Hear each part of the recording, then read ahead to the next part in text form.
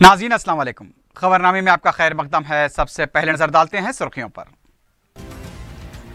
हैदराबाद में IT corridor को खतरा, इंटेलिजेंस की इत्तला, हाईटेक सिटी माधवपुर और शहर में पुलिस चौकस।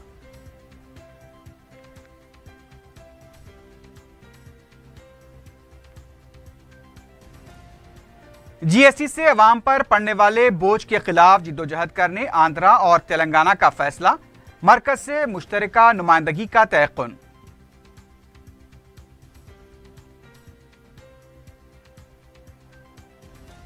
कांग्रेस रुकन राज्यसभा पी गोवर्धन रेड्डी चल बसे, आखिरी रसूमात सरकारी तौर पर अदा करने ओहदेदारों को वजीर आला की हिदायत।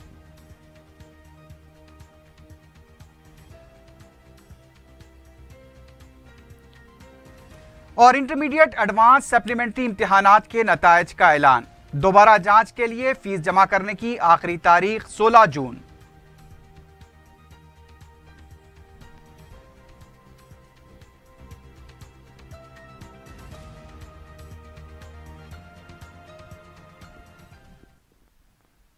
सुर्खियां आपने देखी, अब बढ़ते हैं खबरों की तफसील की जानिब।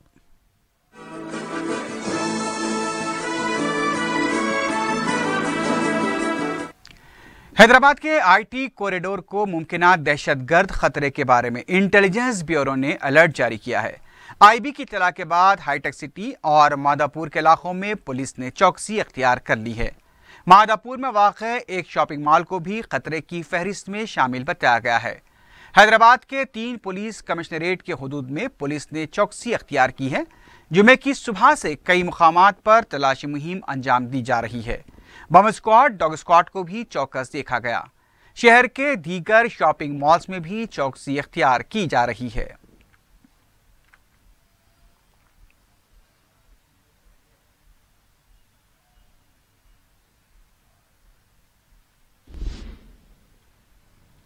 तेलंगाना के कांग्रेस के रुकने पार्लियामेंट पी गोवर्धन रेड्डी चल बसे हैं। बताया गया कि खल पर हमले की वजह से पी गोवर्धन रेड्डी की मौत हुई है। मालूम हुआ है कि कुल्लू मनाली में गोवर्धन रेड्डी के कल्ब पर हमला हुआ। वो पार्लियामेंट की स्टैंडिंग कमेटी के इजलास में शिरकत के लिए गए हुए थे। गाड़ी में ही कल्ब पर हमले के बाद उन्हें शिमला के दवाखाने में शरीक कराया गया, जहां डॉक्टर्स ने उन्हें मुर्दा करार दिया। गोवर्धन रेड्डी की लाश खुसूसी तैयारी के जरिए हफ्ते को हैदराबाद मुंतकिल की जाएगी। साल 2012 में पी गोवर्धन रेड्डी राज्यसभा के लिए मुंतखब हुए थे। इससे पहले वो 5 बार रुकन असम्बली और 1 बार रुकन कौंसल रह चुके हैं। वज़ीर आला के चंद्रशेखर राव ने रुकन राज्यसभा पी गोवर्धन रेड्डी के गुजर जाने पर अफसोस का इजहार किया है। वज़ीर आला ने गोवर्धन रेड्डी के अफराद ख़ानदान से इजहार ताज़ियत किया। उन्होंने गोवर्धन रेड्डी की लाश हैदराबाद लाने के लिए इंतजामात करने और सरकारी तौर पर आखिरी रसूमात अदा करने की ओहदेदारों को हिदायत दी है। रियासती वज़रा ई राजेंद्र, एन नरसिम्हा रेड्डी, सदर पीसीसी उत्तम कुमार रेड्डी, कांग्रेसी अरकान असम्बली ने गोवर्धन रेड्डी की मौत पर अफसोस का इजहार किया है। टीआरएस और दूसरी पार्टियों के कायदीन ने भी गोवर्धन रेड्डी की खामगाह पहुंचकर उनके अफराद ख़ानदान से इजहार ताज़ियत किया। इन कायदीन ने अवाम के लिए गोवर्धन रेड्डी की खिदमात को खराज पेश किया। गांधी भवन में भी ताज़ियती तकरीब मुनक्किद की गई, जिसमें गोवर्धन रेड्डी को खराज पेश किया गया।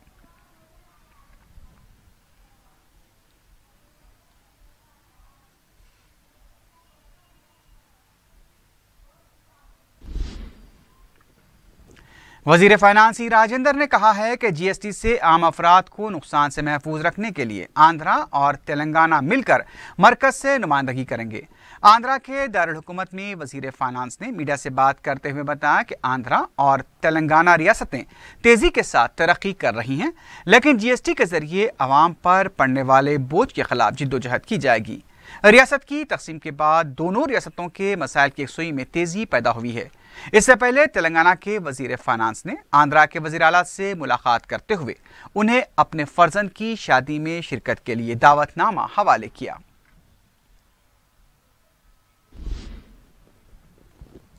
सदर मजलिस बैरिस्टर असदुद्दीन ओवैसी ने कहा है कि मुसलमानों की सोच और फिक्र में कुरान और सुन्नत की दौलत बसी हुई है, इसलिए इस्लाम का दुश्मन इसी दौलत को बर्बाद करने के लिए हर किस्म के हरबे अपना रहा है। टोली चौकी की जामे मस्जिद में जलसे यौमुल कुरान से खिताब करते हुए उन्होंने मुसलमानों से अपील की है कि वो माह मुबारक की बाबरकत सातों से फ़ायदा हासिल करें। خود کی اصلاح کرتے ہوئے رحمت للعالمین صلی اللہ علیہ وسلم کے پیام امن و سلامتی کو عام انسانوں تک پہنچائیں۔ انہوں نے کہا کہ ملک میں چند شرپسند افراد مسلمانوں پر منظم طریقے سے حملہ کرتے ہوئے انہیں خوف و دہشت میں مبتلا کرنا چاہتے ہیں، لیکن ایسی نچلی حرکتوں سے مسلمان خوفزدہ نہیں ہوں گے۔ جلسے میں معتمد عمومی و رکن اسمبلی سید احمد پاشا قادری اور رکن اسمبلی کوثر محی الدین بھی موجود تھے۔ ماہ رمضان کے دوسرے دہے میں شروع ہو چکا ہے۔ پہلا دہا رحمت کا ختم ہو چکا، اب دوسرا دہا مغفرت کا چل رہا ہے۔ ابھی ہم تمام کو اس بات کا پتہ نہیں ہے کہ پہلے دہے میں جو اللہ نے ہم کو توفیق دی، اس کی بنا پر ہم نے روزے رکھے، تراویح کی نماز پڑھی، رات میں شب بیداری کی، قرآن کی تلاوت کی، کیا اس پر رحمت پوری ہوئی یا نہیں ہوئی ہم کو پتہ نہیں۔ اللہ ہم کو موقع دے رہا ہے، یہ دوسرا دہا ماہ مبارک رمضان کا ہے مغفرت کا، تاکہ ہم پہلے دہے سے زیادہ اپنی کمر کو کس لیں اور جو عبادتیں ہم نے پہلے دہے میں کی اس سے زیادہ کرنے کی کوشش کریں۔ میرے عزیز دوستوں اور بزرگوں، اس ماہ مبارک کی عظمت خود حدیث شریف میں رسول اللہ صلی اللہ علیہ وسلم ارشاد فرما رہے ہیں کہ جب ماہ رمضان کا آغاز ہوتا ہے تو اللہ سبحانہ و تعالی جنت کے دروازوں کو کھول دیتا ہے، جہنم کے دروازوں کو بند کر دیتا ہے اور شیطان کو زنجیروں سے جکڑا جاتا ہے۔ مثال کے طور پر اگر کسی محلے میں ایک غنڈہ قسم کا شخص یا پھر ایک غنڈوں کا گروپ کسی محلے میں ظلم کرتا ہے تو محلے کے لوگ کہتے ہیں کہ بھائی جو ذمہ دار ہے اس محلے کا، وہ ایم ایل اے ہو یا کارپوریشن، کہا جائے کہ ان غنڈوں کو یہاں سے ہٹایا جائے، ان کی غنڈہ گردی کو ختم کیا جائے، ان کی ظلم کا خاتمہ ہو۔ آپ اندازہ لگائیے کہ جب کسی محلے سے یا کسی علاقے سے غنڈہ عناصر کا ظلم ختم ہو جاتا ہے تو اس علاقے کے، اس محلے کے، اس گلی کے لوگ راحت محسوس کرتے ہیں۔ اور جب اللہ سبحانہ و تعالیٰ انسانیت کا سب سے بڑا دشمن شیطان اس کو اس ماہ مبارک میں زنجیروں سے جکڑ دیتا ہے تو یہ ماہ مبارک ہم کو دعوت دے رہا ہے کہ آؤ اس میں نیکیاں کرو۔ اس ماہ مبارک کے جہاں پر اس ماہ مبارک میں اللہ کی بخشش، اللہ کی رحمت جوش میں ہے، تم اپنے آپ میں ایک تبدیلی پیدا کرو، اپنے مزاج میں ایک تبدیلی پیدا کرو، انانیت کو ختم کرو، غصے کو بازو رکھو۔ دیکھو یہ ماہ مبارک ماہ صبر ہے، یہ صبر کا مہینہ ہے، اس میں اللہ سے جو تم مانگو گے تمہاری مرادوں کو اللہ پورا کرے گا۔ اگر تم رات میں اٹھ کر اللہ سے اس کی رضا مانگو گے تو اللہ تم کو اس کی رضا دینے تیار ہے۔ اگر تم رات میں اٹھ کر یا دن میں عبادتوں میں اللہ سے بھیک مانگو کہ اللہ میرے گناہوں کو بخش دے تو اللہ کی رحمت جوش میں ہے، اللہ گناہوں کو بخشنے والا ہے۔ اور سب سے نامراد بلکہ مجرم ہے وہ شخص جو اس ماہ مبارک کو پاتا ہے اور اپنے گناہوں کی بخشش اللہ سے نہیں کرواتا۔ ماہ مبارک کے تعلق سے حدیث شریف میں آیا، حدیث قدسی ہے کہ انسان اگر نیکی کرتا ہے تو اس کی جزا اللہ 10 گنا سے 700 گنا تک دے سکتا ہے، مگر جو روزہ رکھتا ہے، جو روزہ دار ہے، اس کی جزا صرف اللہ دینے والا ہے، اس کی جزا صرف اللہ دینے والا ہے۔ اور جب روزہ دار کی جزا اللہ دینے والا ہے تو بتائیے اس کا مقام اور مرتبہ کیا ہوگا۔ حدیث شریف میں آیا، اللہ کے رسول صلی اللہ علیہ وسلم نے فرمایا کہ جو روزہ رکھتا ہے اور جب انسان 12-13 گھنٹے کھانا نہیں کھاتا، پانی نہیں پیتا، تو اس کے معدے کی وجہ سے اس کے منہ سے بس وہ نکلتی ہے، مگر اللہ کے رسول صلی اللہ علیہ وسلم نے فرمایا کہ نہیں، اللہ سبحانہ و تعالیٰ کو روزے دار کی منہ کی بو مشک سے زیادہ عزیز ہے۔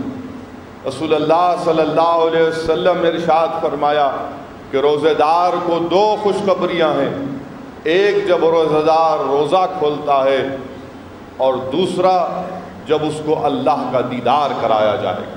اسی لیے میرے عزیز دوستوں اور بزرگوں، یہ ماہ مبارک ہمارے سامنے ہے، یہ ماہ مبارک کی عظمتیں ہمارے سامنے ہیں، اس کی قدر کرو۔ آج مسلمانوں میں جن کے پاس دولت ہے، جن کے دسترخوانوں پر کھانا میسر ہے، میں ان سے بھی کہہ رہا ہوں کہ یاد رکھو، آج آپ تو اچھا کھا رہے ہیں، مگر ہم کو ماہ مبارک اس بات کا پیغام بھی دے رہا ہے کہ جن کے دسترخوان پر کھانے کا ایک دانہ بھی نہیں ہے، آج ایسے مسلمان سرزمین دکن پر بھی ہے اور دنیا میں بھی ہے جن کو کھانا میسر نہیں ہے، جو 2 کھجور اور 1 گلاس پانی پر روزہ کھولتے ہیں، جو بعض وقت صرف پانی پی کر سحری کر لیتے ہیں۔ ہم کو ایسے مسلمانوں تک بھی امداد کرنے کی ضرورت ہے تاکہ ان کو بھی کھانا ملے، تاکہ وہ بھی پیٹ بھر کھانا کھائے۔ اس کا یہ مطلب نہیں ہے کہ رمضان آیا اور ہم لوگ اپنے گھر میں کہہ رہے ہیں کہ آج فلاں سحری میں یہ کھانا ہوگا، کل اس کے پاس ایسا کھانا ہوگا۔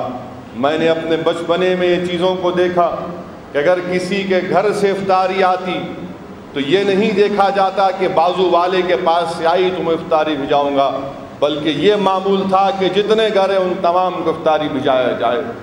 محلے کی مسجد ہو تو پہلے گھر سے یہ عادت تھی، یہ ہمارا ایک عادت تھی کہ پہلے محلے کی مسجد میں افطاری بھجائے جائے۔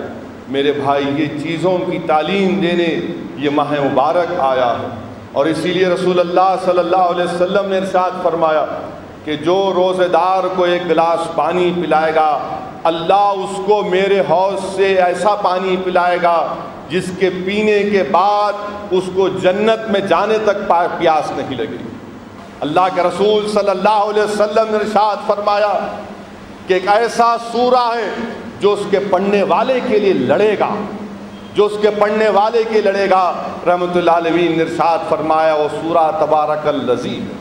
رسول اللہ صلی اللہ علیہ وسلم نے اپنی خواہش کا اظہار کیا کہ میری خواہش ہے کہ میرا ہر امتی اس سورے کو یاد رکھے۔ اسی لیے رسول اللہ صلی اللہ علیہ وسلم نے ارشاد فرمایا کہ جس کے سینے میں قرآن نہیں ہے وہ ویران گھر کی طرح ہے، اور جس گھر میں قرآن کی تلاوت نہیں ہوتی وہ قبرستان کی طرح۔ میرے بھائی، میرے عزیز دوستوں اور بزرگوں، ہم آئے دن آج اپنے معاشرے میں یہ اس چیز کو دیکھتے ہیں کہ فلاں ایک قسم کے لوگ ہیں جو اپنے آپ کو بڑا ہی عقل مند سمجھتے ہیں اور لوگوں کو دھوکہ دیتے ہیں۔ کسی عورت کو بچہ بیٹا نہیں ہوا تو بولتے آؤ ہم تمہارے کو کچھ کر کے دے دیتے، کوئی بولتے کہ اس پر فلاں ہو گیا آ جاؤ۔ میرے بھائی، یہ تمام کے تمام جو لوگ جادو ٹونا کر رہے ہیں یہ کفر ہے، یاد رکھو، یہ کفر ہے، یاد رکھو۔ آپ اگر اسلامی حکومت ہوتی تو ان کی گردنیں مارنے کا حکم ہوتا۔ یہ جادو ٹونا کرنے والوں کے پاس ہرگز مت جاؤ۔ اللہ کے رسول صلی اللہ علیہ وسلم نے ارشاد فرمایا کہ جس گھر میں سورہ بقرہ پڑھا جاتا ہے اس گھر میں شیطان نہیں آتا۔ رسول اللہ صلی اللہ علیہ وسلم کے غلاموں کے غلام، یہ ہمارے لیے تر امتیاز ہے کہ ہم آقا کے امتی ہیں، ہم جھوٹ نہیں بول سکتے، جھوٹ نہیں بولنا چاہیے۔ ابو سفیان قیصر روم کے دربار میں ہے اور روم کا بادشاہ ابو سفیان سے پوچھتا ہے جہاں آپ نے اس وقت تک اسلام کو قبول نہیں کیا تھا کہ بتاؤ کہ جو شخص نبوت کا دعویٰ کرتا ہے کیا وہ جھوٹ بولتا ہے؟ تو ابو سفیان نے کہا کہ نہیں، وہ کبھی جھوٹ نہیں بولتے، وہ صادق اور امین ہیں۔ ملک کے بہت سے لوگ کوششیں کر رہے ہیں کہ ایسا کریں گے ویسا کریں گے۔ میرے بھائی، یاد رکھو، اسلام کی تاریخ اگر آپ پڑھیں گے تو آج جو لوگ ہندوستان میں مسلمانوں پر ظلم کرنے کی کوشش کر رہے ہیں، گوشت کے نام پر ہم کو مار رہے ہیں، ہماری جانیں لے رہے ہیں، ہمارے بچوں کو یتیم کر رہے ہیں، ہماری بہنوں کو بیوہ کر رہے ہیں، پکڑ کر مار رہے ہیں۔ جھارکھنڈ میں ایک شخص بیچارہ افطاری کے لیے گوشت خرید کر لے کر جا رہا ہے اپنے گھر کو، تو یہ نام نہاد گو رکشک نہیں، گو ٹیررسٹ ہیں یہ لوگ، گو رکشک کے نام پر ٹیررزم کر رہے ہیں یہ لوگ۔ اس کو روک کر مارتے ہیں، بولتے ہیں تو گوشت بیف کا لے کے جا رہا، وہ بولتا ارے بھائی میرے گھر میں افطار کی دعوت کرنے آئے اسی لیے گوشت لے کر جا رہا ہوں، مارا گیا، پیٹا گیا۔ میرے بھائی آج ڈرنے اور گھبرانے کی ضرورت نہیں ہے، اور انشاءاللہ تعالی ہم مقابلہ کریں گے۔ ہو سکتا ہے کہ اس راہ میں اسد الدین اویسی کی جان چلے جائے تو تم کو اللہ کا واسطہ تم اپنی آنکھ میں آنسو نہیں لاؤ گے، بلکہ تم اپنے حق کے لیے لڑتے رہو گے۔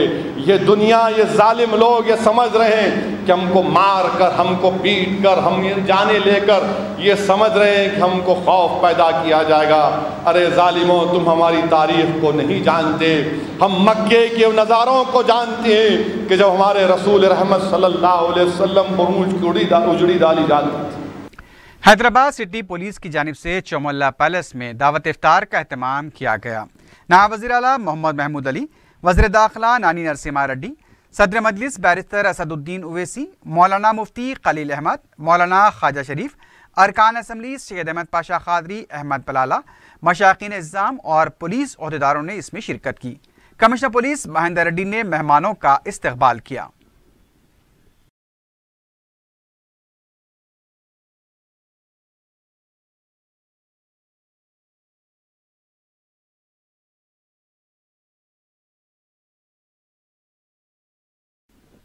شہر میں جمعے کی دوپہر ہوئی شدید بارش سے ایک بار پھر سڑکوں پر پانی جمع دیکھا گیا۔ موسلادھار بارش کی وجہ سے کئی نشیبی علاقوں میں پانی جمع نظر آیا۔ مصروف سڑکوں پر ٹریفک کی رفتار بھی سست دیکھی گئی۔ محکمہ موسمیات نے آئندہ 24 گھنٹوں کے دوران کہیں ہلکی تو کہیں تیز بارش کی پیش خیاسی کی ہے۔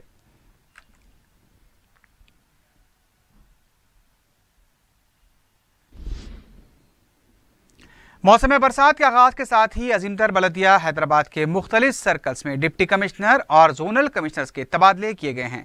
جملہ 30 عہدیداروں کے تبادلے کیے گئے ہیں۔ سینٹرل زون میں رگھو پرساد، ویسٹ زون میں ہری چندرن، نارتھ زون میں اے ڈی بابو، ایسٹ زون کے لیے گنگادھر ریڈی کو زونل کمشنر مقرر کیا گیا ہے۔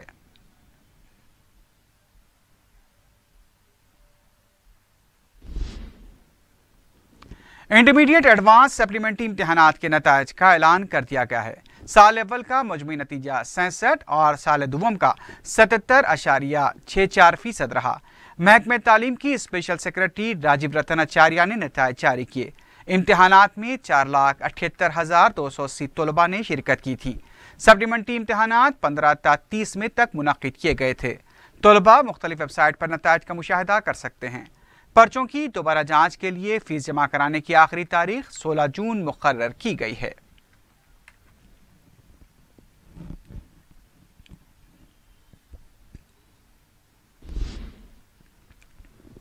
بی جے پی کے سینئر لیڈر ناگم جناردن ریڈی نے کہا ہے کہ میاں پور اراضی معاملے کو حکومت کمزور کرنا چاہتی ہے۔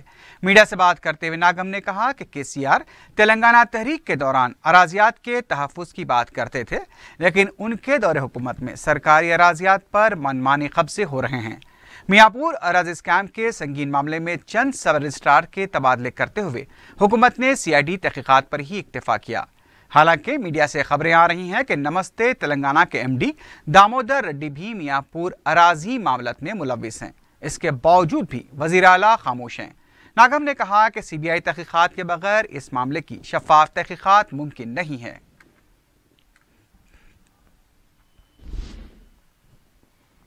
ریاستی حکومت نے امریکی قونصل خانے سے مطالبہ کیا ہے کہ وہ کیلیفورنیا میں نامعلوم افراد کی گولیوں سے شدید زخمی ہونے والے مبین احمد کے والدین اور رشتہ داروں کو امریکی ویزا فراہم کرے۔ مبین کے رشتہ دار نے اس توقع کا اظہار کیا کہ ریاستی حکومت کی بروقت کوشش سے مبین احمد کے والدین اور رشتہ داروں کو پیر تک ویزا جاری کر دیا جائے گا۔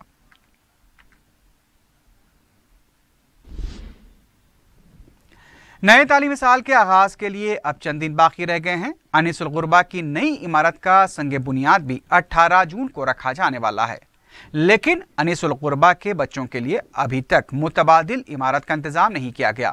تعلیمی سال کے آغاز سے قبل یہ کہا جا رہا تھا کہ بچوں کے لیے متبادل عمارت کا انتظام کر لیا جائے گا، لیکن ابھی تک اس سلسلے میں کوئی پیش رفت نہیں ہوئی ہے۔ رکن اسمبلی نامپلی جعفر حسین معراج نے ڈرینیج سسٹم کی صفائی کے لیے استعمال کی جانے والی ایئر جیٹنگ مشین کا افتتاح انجام دیا۔ اس موقع پر محکمہ آب رسانی کے عہدیداروں کے علاوہ مجلس کے کارکن بھی موجود تھے۔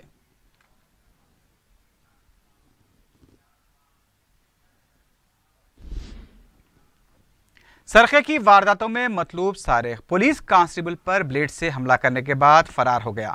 تفصیلات کے مطابق میرپیٹ پولیس آٹو چوری کے کیس کے سلسلے میں سلمان سے پوچھ تاچھ کے لیے پہنچی تھی کہ سارق سلمان نے کانسٹیبل رمیش پر بلیڈ سے حملہ کر دیا۔ زخمی کانسٹیبل کو دواخانہ منتقل کر دیا گیا۔ سلمان اس واقعے کے بعد فرار ہونے میں کامیاب ہو گیا ہے۔ پولیس نے اس کی تلاش شروع کر دی ہے۔ بتایا گیا کہ سلمان سرقے کی کئی وارداتوں میں ملوث رہا ہے۔ رچاگونڈا پولیس کمشنر مہیش بھگوت نے دواخانہ پہنچ کر کانسٹیبل رمیش کی عیادت کی۔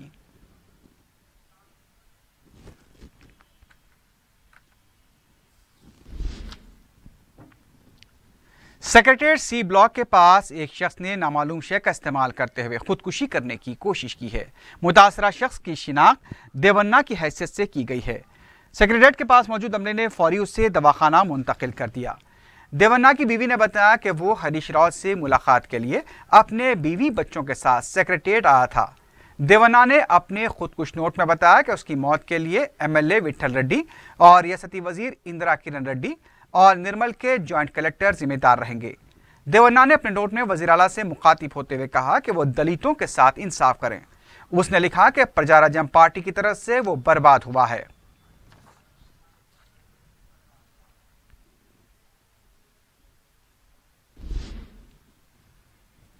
بوئنپلی پولیس نے کم عمر لڑکی کی عصمت ریزی کے الزام میں ایک آٹو ڈرائیور کو گرفتار کر لیا ہے۔ متاثرہ 11 سالہ لڑکی کی والدہ نے میڈیا کو بتایا کہ ان کے پڑوس میں رہنے والے آٹو ڈرائیور ارون نے لڑکی کو گھر میں تنہا دیکھ کر گھر میں داخل ہوا۔ اس نے نشے کی حالت میں کم عمر لڑکی کی عصمت ریزی کی۔ ان کا کہنا تھا کہ وہ خانگی ملازمت کیا کرتی ہے، لہٰذا وہ گھر میں موجود نہیں تھی۔ انہوں نے اس سلسلے میں بوئنپلی پولیس اسٹیشن میں شکایت درج کرائی ہے۔ پولیس نے متاثرہ لڑکی کو معائنے کے لیے دواخانہ منتقل کر دیا ہے۔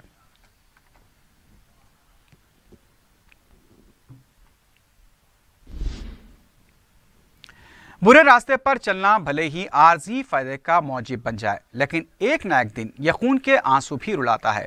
کرکٹ بیٹنگ میں ہوئے نقصان سے دل برداشتہ ہو کر ایک نوجوان نے خودکشی کر لی۔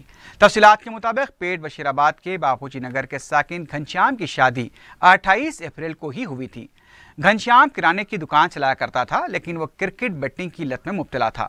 بیٹنگ کے لیے اس نے اپنی بیوی کے 29 تولے کے زیورات بھی بیچ ڈالے تھے۔ گھنشیام نے خودکش نوٹ بھی چھوڑا ہے، جس میں اس نے اپنے ماں باپ سے معافی مانگی ہے۔ بتایا گیا کہ گھر میں جب کوئی نہیں تھا، گھنشیام نے یہ انتہائی اقدام کیا۔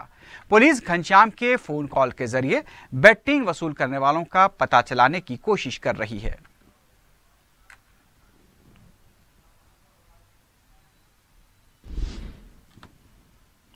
آخر میں سرخیوں پر ایک بار پھر نظر ڈالتے ہیں۔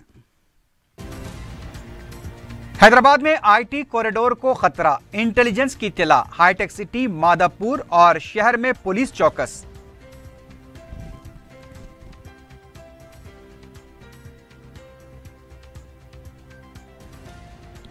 GST سے عوام پر پڑنے والے بوجھ کے خلاف جدوجہد کرنے آندھرا اور تلنگانہ کا فیصلہ، مرکز سے مشترکہ نمائندگی کا تیقن۔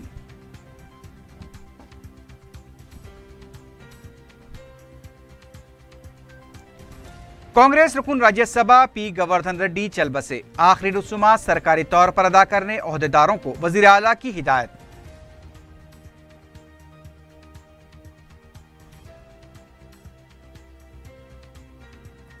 اور انٹرمیڈیٹ ایڈوانس سپلیمنٹری امتحانات کے نتائج کا اعلان، دوبارہ جانچ کے لیے فیس جمع کرنے کی آخری تاریخ 16 جون۔